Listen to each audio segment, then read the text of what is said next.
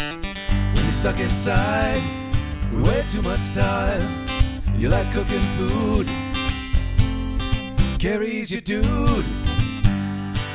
He's a little extra spicy, he's a little extraordinary. Now you're cooking with Cary. Hi everybody, welcome back to Cooking with Cary.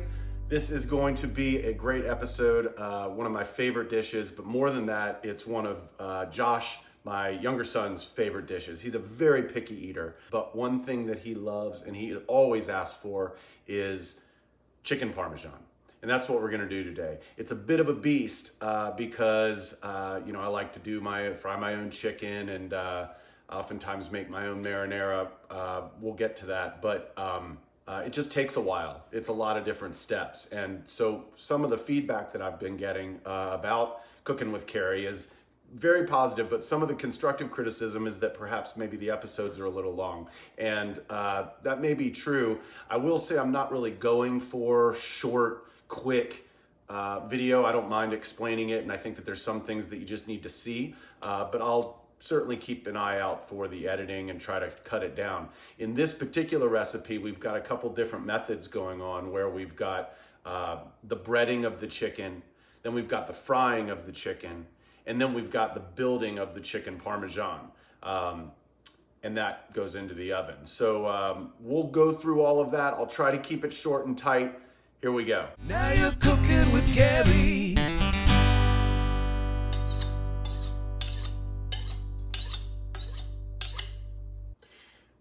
So it looks like I'm sharpening this knife, and technically I kind of am, but really what's happening is I'm just taking the teeth that, if you look at the very edge of your knife, if you look at the very edge, tip of your knife, you'll see these little teeth. I don't know if you can see that. Maybe there you can. And those teeth end up going in a bunch of different directions. Kind of imagine your teeth kind of going left, right, up, down. And all this does is it makes them go into the correct direction. I got my gloves and I got my meat cutting board. I only use this cutting board for meat, fish, and chicken. So what we're gonna do first is we are going to cut off the tenderloin of the chicken. We're gonna prep our chicken and get it ready for breading. So we're gonna do two things. We're going to cut off the tenderloin, put it to the side.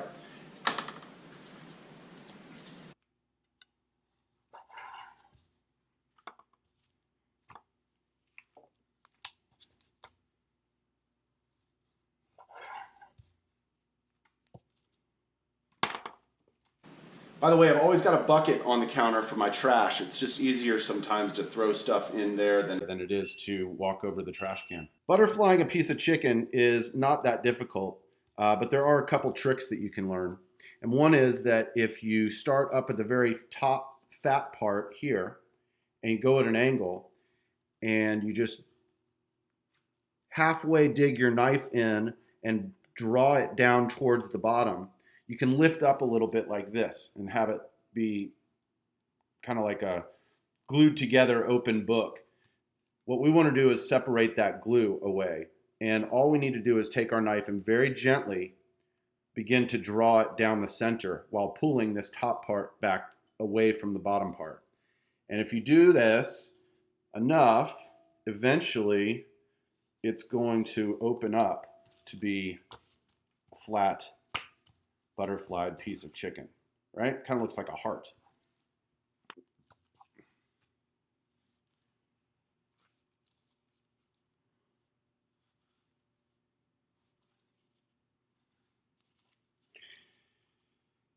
Now we're going to season our chicken up.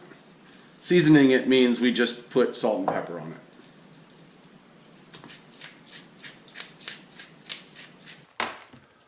Let's talk about mallets for pounding.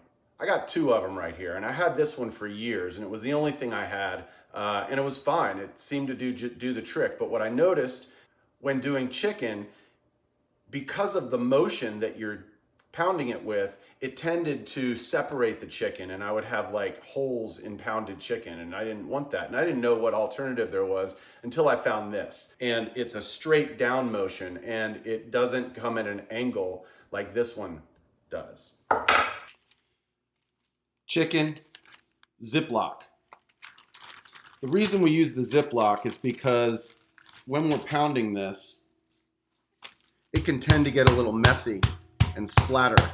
So we're just doing this to avoid the splatter.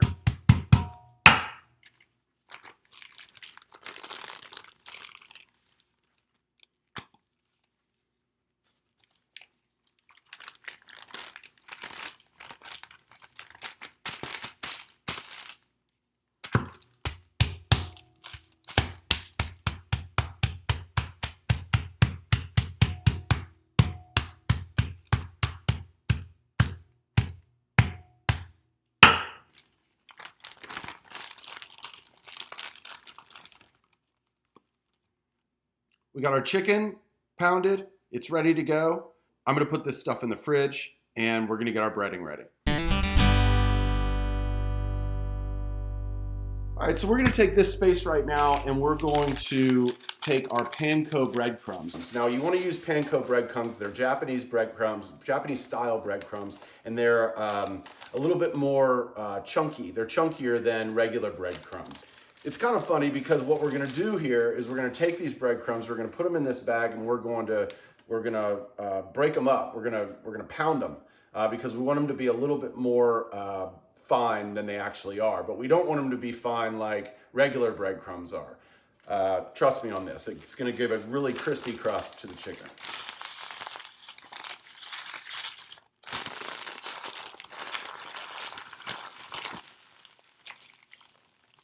All right, so we're going to lay it out here. We're going to pound these breadcrumbs so that they are a little bit smaller. Awesome. We've got our breadcrumbs. We're going to put these aside.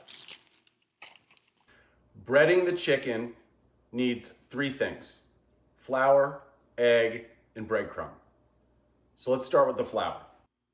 That should be plenty. And we want to kind of break it up a little bit with our hands. Just get those big chunks out of there. That's all you need to do. I'm going to take 2 eggs, and crack them open inside.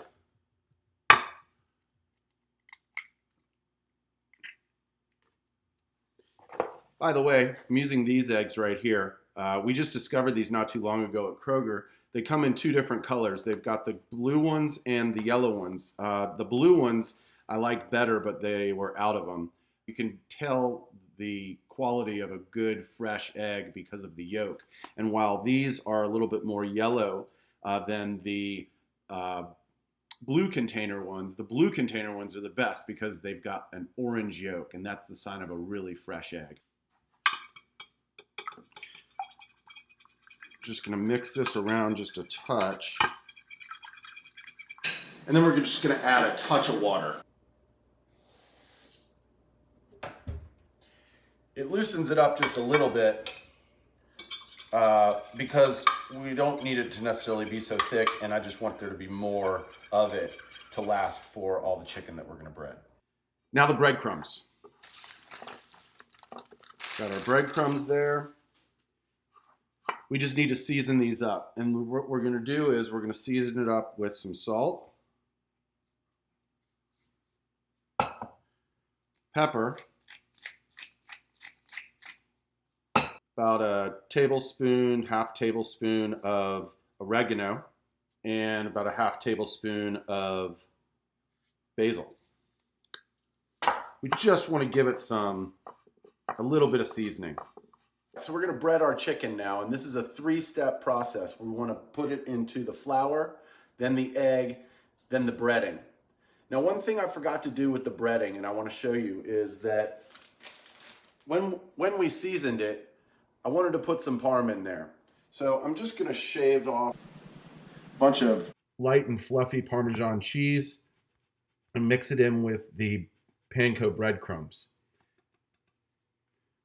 Probably about half a cup. Mix that around, and we're ready to bread. What we want to do is avoid having fat fingers, meaning we want to have one hand that's going to touch the wet stuff and one hand that's going to touch the dry stuff. And this can get confusing, so I might mess this up. but let's give it a try. Take our first piece of chicken, put it into the flour. This is where you switch hands and you keep this one dry and this one not.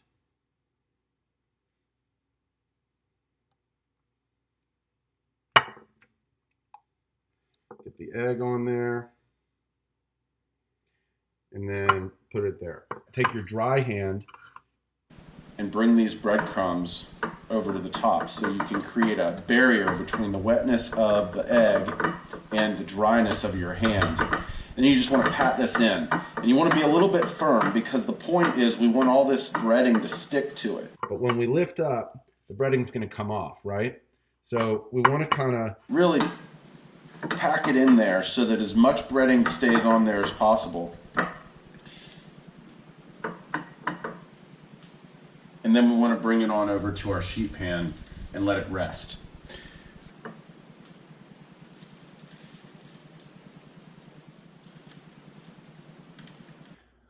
You remember when we cut the tenderloins off the chicken?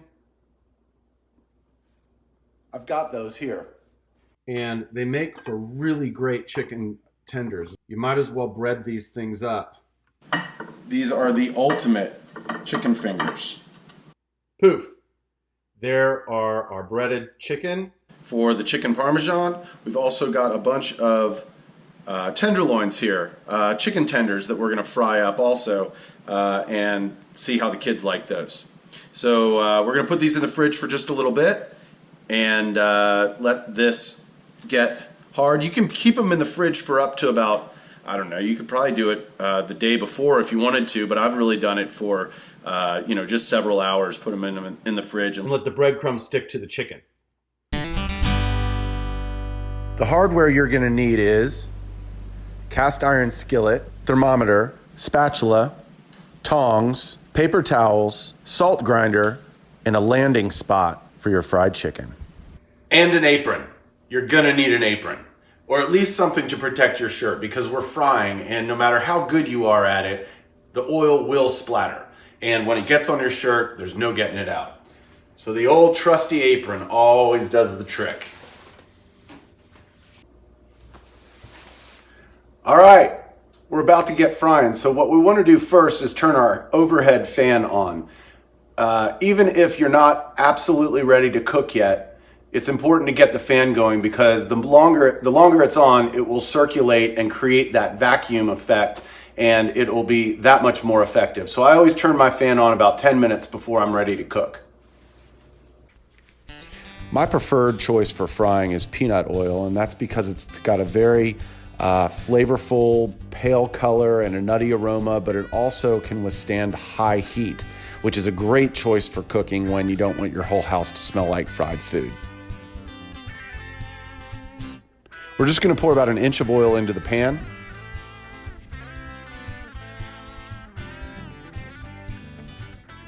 We want to heat our oil to 350 degrees. We want to keep it at 350 as close as we can for the entire cooking period. So we want to keep an eye on it and we want to adjust the heat up or down depending on the momentum of the cooking oil.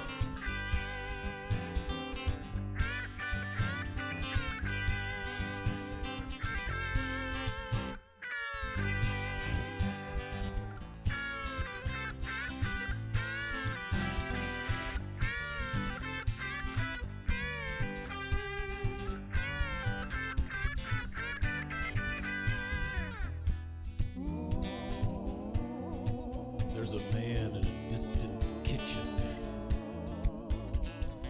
He's gathered his ingredients. He says now's the time to cook. All right, so I've separated our fried chicken. I've got our tenders here and I've got our cutlets right here. I'm gonna put the probe in the thinner cutlets because those are the ones that are gonna get cooked to 165 first, and the thicker ones will take a little bit longer.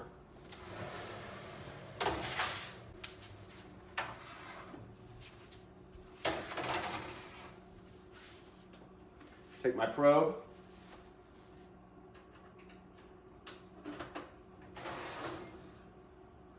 And I'm going to find probably just an average size one to stick this in. Set my probe to 165, press start. We're at 116 right now on that cutlet. So when the cutlets are ready, I'm going to bring it out and then I'm going to put the probe into the thicker tenders. This won't take long at all. I've got the temperature at 350 degrees in the oven. The internal temperature of the chicken cutlets has hit 165, so we're going to take these out.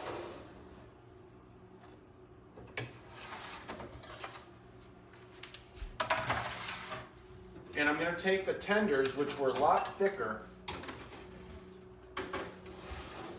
and I'm going to find one to get a temperature gauge on. The temperature on these is at 146. It'll probably take another 5 minutes for these to get up to temperature. So when these are done, I'll take these out, and then we can let them sit. You know, you could do these early in the day, just let them sit, because when we build the chicken parm, it's going to go back into the oven and it's going to heat it through. So it's okay for these to sit. I wouldn't even put them in the fridge. Just leave them out, cover them if you want. But make sure that you don't cover them when they're super hot, because you're going to lose that crispiness that we've spent so much effort to try to get. Now our cutlets have gotten up to 165. Sorry, our tenders.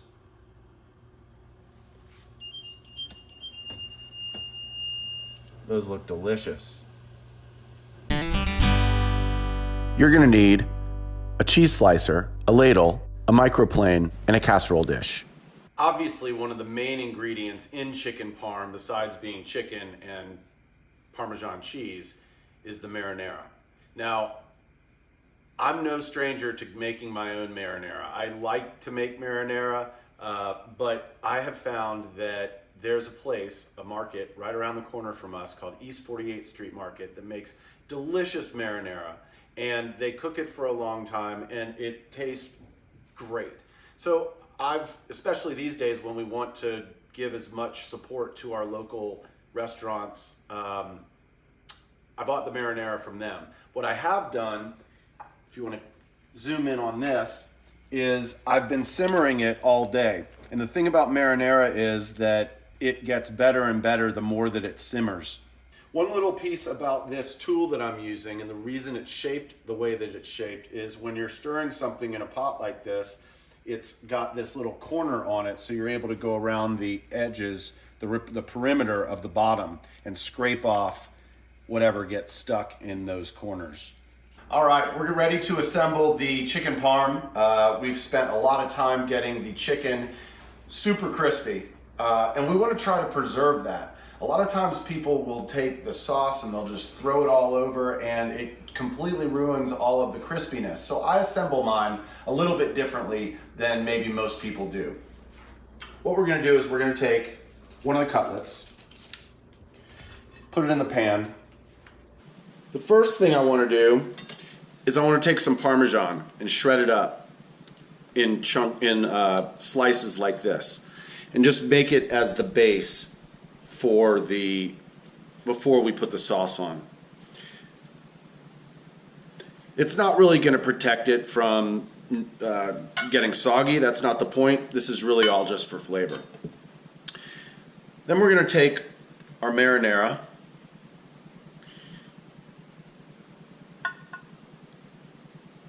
and we're just going to put enough in the center that we can push around towards the edges, but we want to kind of preserve the edges and the crispiness there.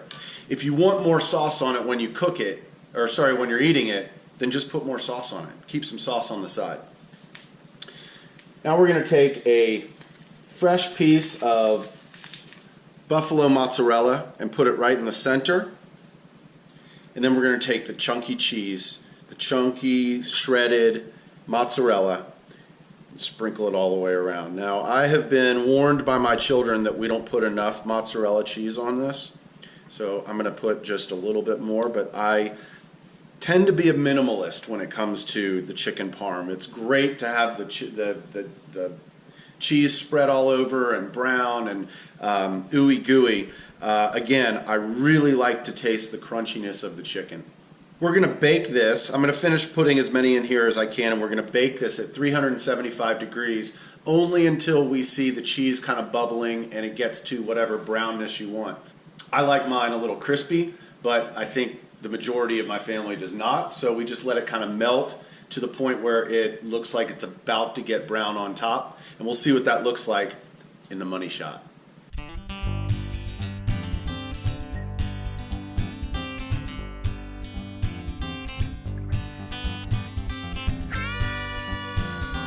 When you bring the chicken parm out of the oven and it's ready, we're gonna wanna finish it with a couple tasty ingredients.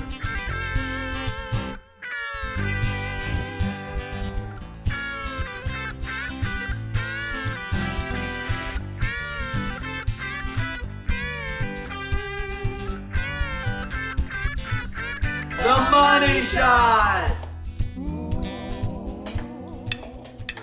That's really good. What does it taste like?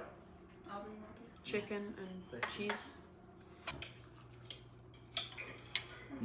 That's so good. When you're stuck inside with way too much time, you like cooking food.